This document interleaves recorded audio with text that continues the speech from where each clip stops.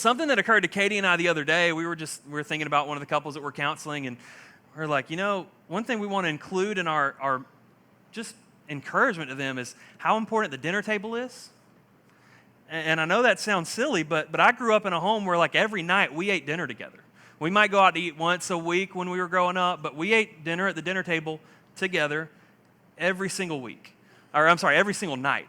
And it was rare that we did something other than that. If I was off with a friend or something like that, maybe that was the case. But that was a very small exception to the rule. We had dinner together around the dinner table, and and that's something that Katie and I both brought to the table.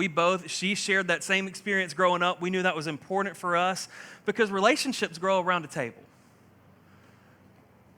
That's where you can discuss life around the table. That's where fellowship happens around the table. That's where family is made.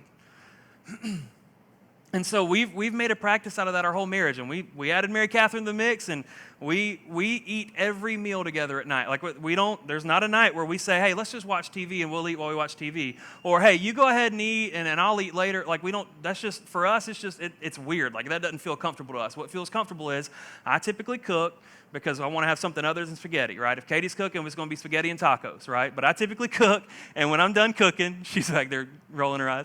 When I'm done cooking, we eat together as a family, and for us, that's very important. And so we texted that couple. We were trying to remember, Katie, what was the thing that we were going to tell them? And we texted them last night, hey, dinner table's important, eat dinner together.